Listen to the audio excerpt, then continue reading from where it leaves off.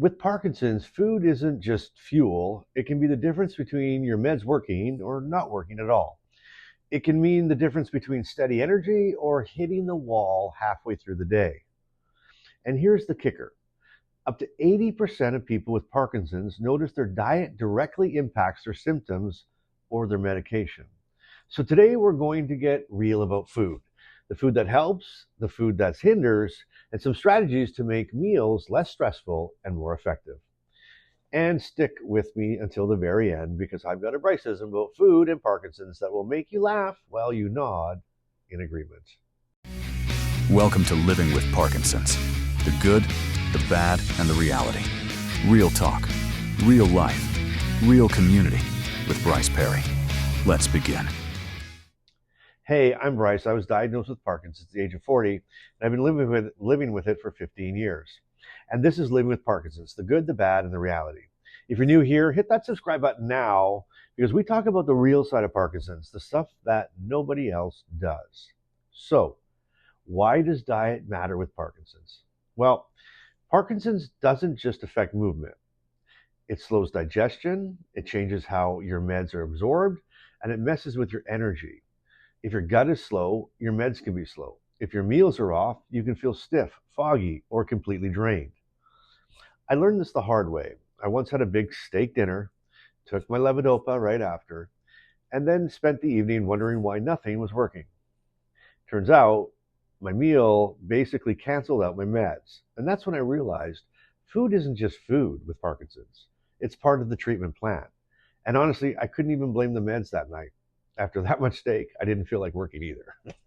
So let's break this down, starting with the foods that help. Number one, fiber-rich foods. Fiber is your friend. Oatmeal, beans, lentils, whole grains, fruits, vegetables. One person in the community told me that their secret weapon is oatmeal with flaxseed and blueberries every single morning. They said, it keeps me regular. It gives me steady energy instead of a crash. And that, to me, is a win-win. Number two, omega-3s. These healthy fats are in salmon, walnuts, and flax. They're good for your brain, and they may help with inflammation. One viewer swears by eating fish twice a week. They told me I notice less brain fog when I stick to it. Now, I can't prove that, but when you're living with Parkinson's, any edge is worth exploring. How about number three, antioxidants? Parkinson's is linked to oxidative stress, so eating colorful foods can help. Berries, spinach, kale, red peppers. A friend of mine calls it eating the rainbow. If your plate looks colorful, then you're probably feeding your body something that it can use. Okay, number four is hydration. Now this one sounds simple, but it's huge.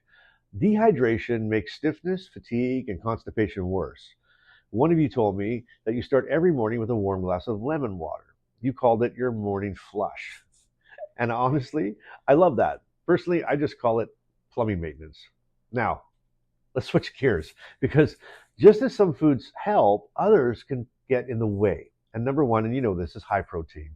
Protein itself is not the enemy, it's essential. The tricky part, though, is that protein and levodopa compete for the absorption in the gut. That means sometimes if you eat a high protein meal and take your meds at the same time, you might feel like your dose just doesn't ever kick in.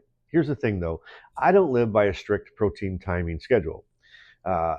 Life's already complicated enough for me with Parkinson's. So for me, if I know I'm about to have a big protein heavy meal, I'll just adjust my levodopa a little bit. Sometimes I take a bit more before I eat, or sometimes a little bit after, depending on where it lands in my day. And that's what works for me. But here's the bigger picture. It's not about following some perfect rule book. It's about paying attention to your body, noticing patterns, and then adjusting. Because what throws off one person completely might not even bother someone else. And that's the thought I want to leave with you in this section.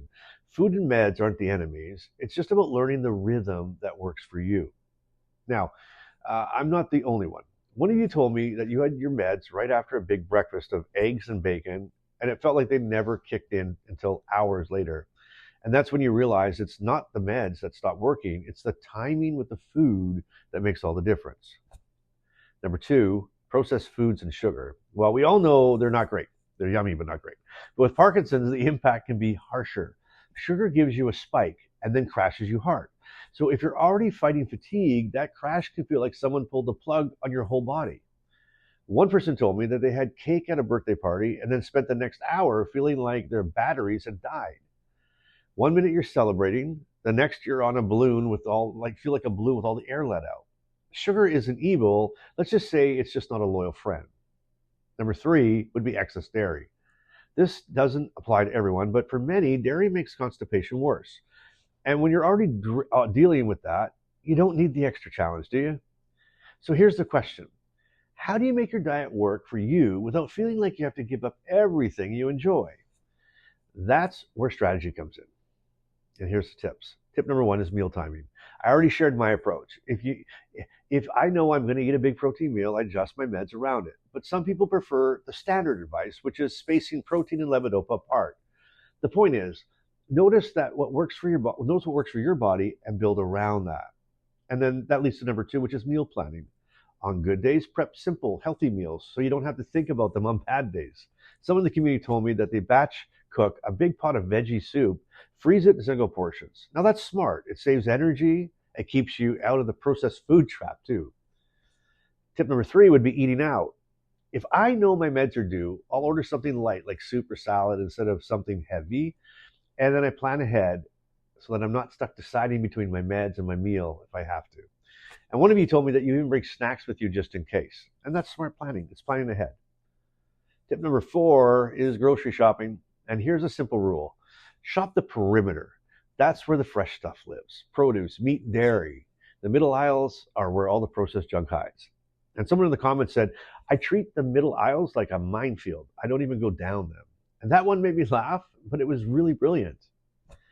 And speaking of community, you've shared some great tips. Smoothie with spinach, berries, almond milk, and flax. Quick, easy, and Parkinson-friendly recipes. And another favorite, someone said, if the plate looks beige, I know I'm in trouble. And they're right. Beige usually means bread, pasta, fries. Delicious, yes. Helpful for Parkinson's, not so much. My taste buds cheer, but the rest of me stages a protest. It's up to you. You pick the day. Now let's zoom out, because diet isn't just about nutrients. It's about dignity, confidence, and connection. I know people who skip dinner parties because they're worried about med timing. Others avoid restaurants because they feel embarrassed about slow eating. And that isolation can sometimes hurt more than the disease itself. And that's why we talk about this stuff, because food is family, food is joy, food is connection, and yes, food is strategy. And that brings me to today's Bryce-ism.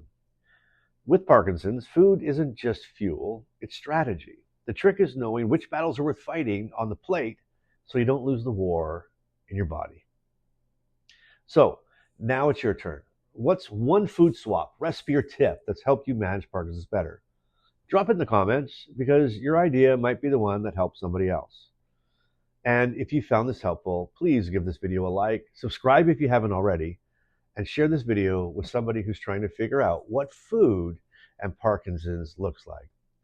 And if you're looking for something a little deeper, a little more private, support, monthly meetups, space where you don't have to explain yourself, check out the Inner Circle. The link is in the description below. It's our private community, and you're invited. And until next time, I want you to keep showing up, keep being real, and keep doing life today.